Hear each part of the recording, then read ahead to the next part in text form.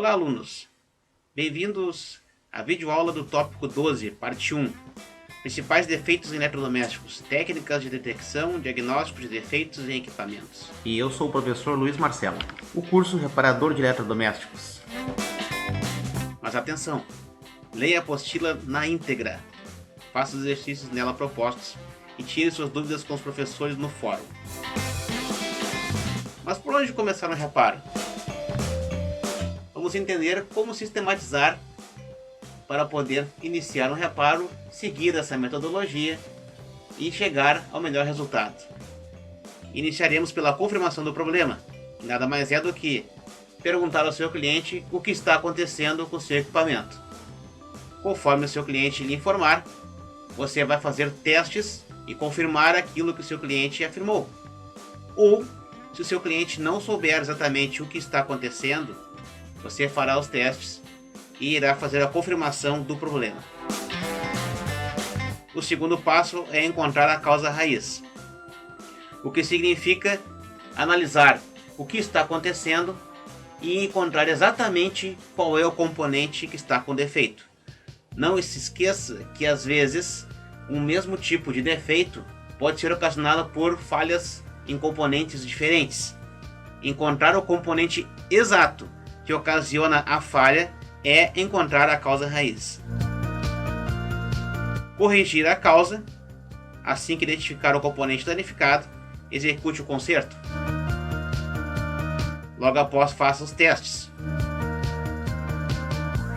E a última etapa, que é acompanhar o funcionamento. Esta etapa ela é importante. Não basta apenas você fazer o teste do equipamento em sua bancada, um teste rápido, e considerar que está ok. É ideal que você tenha a certeza de que o seu teste foi executado verificando todas as funcionalidades do seu equipamento. Imagine que ao entregar para o seu cliente, ao utilizar, após rodar um período, utilizar por alguns minutos, algumas horas, o equipamento volta a apresentar o mesmo problema. Então você precisa fazer um acompanhamento adequado.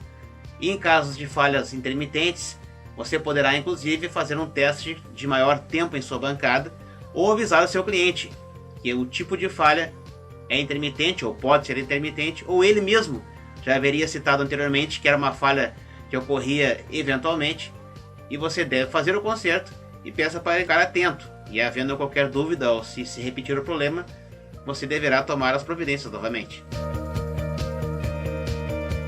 Vamos entender as falhas em comum nos aparelhos.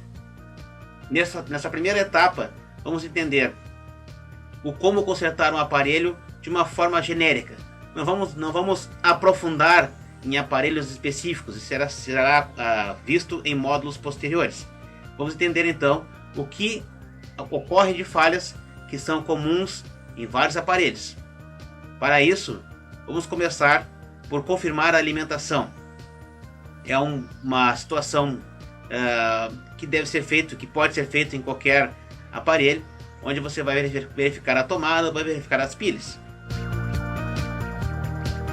As falhas de alimentação, você também vai começar a fazer o teste a partir da tomada até chegar na carga, desde a alimentação até a carga. Aqui nas imagens mostra o cabo elétrico, onde está apontando inicialmente para o plug e logo em seguida mostra a parte interna do aparelho, onde chega a alimentação elétrica dentro do aparelho. Teste essas etapas. Para testar, recomendamos que utilize o ohmímetro, utilize o multiteste da escala de ohms para fazer testes de continuidade ou de resistência.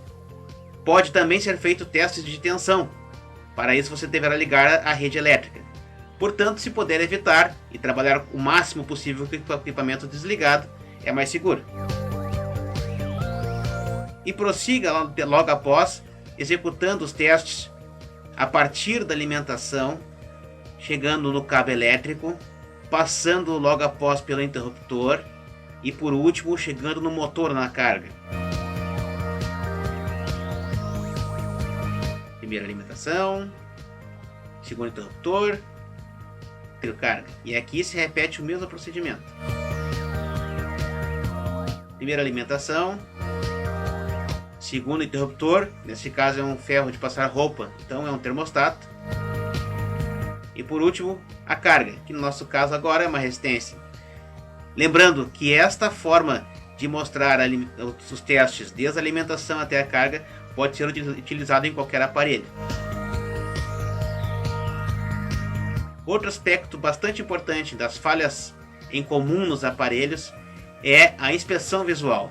Muitos defeitos podem ser encontrados apenas fazendo verificações visuais ou movimentando-se com a mão, forçando algum equipamento um pouco para que ele possa verificar como estão os terminais, como estão as soldas, se as fixações estão corretas, se o contato está devidamente apertado, se uma escova de um motor está num tamanho adequado ou se está muito desgastada. Mas aqui no exemplo temos, por exemplo, a situação à esquerda, onde mostra uma falha, onde é uma alimentação de um chuveiro, onde a emenda foi provavelmente mal feita e gerou superaquecimento. Uma falha totalmente visual. E logo em seguida à direita, uma falha de trilha rompida em uma placa eletrônica, onde não foi necessário utilizar multiteste para fazer qualquer verificação elétrica. Apenas uma inspeção visual foi o suficiente para encontrar o problema. Componentes danificados, como exemplo, capacitores. E aqui é apenas um mero exemplo. Afinal, o defeito pode aparecer de uma forma visual em um contato, em um relé, em uma trilha de uma placa, em uma fiação, talvez com uma montagem mal feita que eventualmente rompeu uma fiação, um fio que tenha sido forçado, puxado demais do aparelho. Enfim, várias são as possibilidades de encontrar uma falha de uma forma visual, uma correia frouxa, uma engrenagem quebrada e assim por diante. Muito bem. Para desenvolver esse estudo, se torna mais prático entender famílias de aparelhos. Entendendo-se as famílias, você conseguirá consertar vários aparelhos diferentes da mesma família, pois todos apresentarão componentes parecidos. Neste caso, vamos estudar primeiramente aparelhos de aquecimento e na próxima videoaula serão os demais aparelhos. Normalmente, aparelhos de aquecimento vão possuir uma resistência. A resistência aqui nessa ocasião está mostrando as resistências de chuveiro à esquerda, e a direita mostra uma resistência totalmente danificada, e no centro mostra uma resistência também já danificada, mostrando o momento em que houve o rompimento em um teste. E note que é visível, não há necessidade de testes com o ohmímetro, apesar de que, eventualmente, não havendo demonstração visual do defeito, você poderá também medir com o ohmímetro. Interruptores e chaves. Os aquecedores, assim como a grande maioria dos aparelhos eletrodomésticos, vão possuir uma chave liga-desliga. Esta chave é comum dar problema, pode dar problema. Interruptores em geral podem dar problema, e assim como chaves, qualquer tipo. Uma chave de seleção de velocidades, por exemplo. Aqui temos uma chave seletora do ar-condicionado e logo à direita temos uma chave de um controle de um ventilador. Nesse controle de ventilador, inclusive, podemos notar vários interruptores. Interruptor liga-desliga de lâmpada, interruptor do ventilador para fazer a ventilação e a exaustão, e a chave de controle de velocidades, mínima, média e máxima, 3 posições. Termostatos são outros componentes utilizados nos aparelhos de aquecimento. Aqui temos o exemplo de um termostato eletrônico. Em eletrodomésticos, provavelmente se encontrará pouco desses componentes. Talvez em um eletrodoméstico mais sofisticado poderá se encontrar algo similar. Mas aqui temos um componente muito comum, termostato de flange, termostatos de valores fixos. Existem vários modelos de fixação, mas existe um valor de temperatura pré-determinado conforme for o manual do fabricante, que vai se abrir acima de certa temperatura. Termostato de ferro de passar roupa, outro exemplo. Ele é um valor ajustável, você ajusta entre mínimo ou máximo da temperatura. Outros exemplos de termostato. Aqui temos o termostato de bulbo. Na figura da esquerda, ele está totalmente a foto, a imagem do componente. E no centro e à direita seriam aplicações. No centro seria de um refrigerador e à direita de uma fritadeira elétrica. E por último, as proteções térmicas, como por exemplo o protetor bimetálico. Aqui temos à esquerda ele fixado diretamente nas bobinas do motor, e à direita temos uma imagem do componente que pode ter formatos variados, mas são componentes pequenos fixados de forma muito comum, fixado na carcaça dos motores. E o fusível térmico.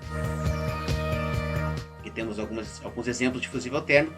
A diferença entre o protetor bimetálico e o fusível térmico: o protetor bimetálico, após aquecer, ele vai abrir, vai proteger o equipamento, e ao esfriar, ele fecha normalmente e permite que o aparelho volte a funcionar.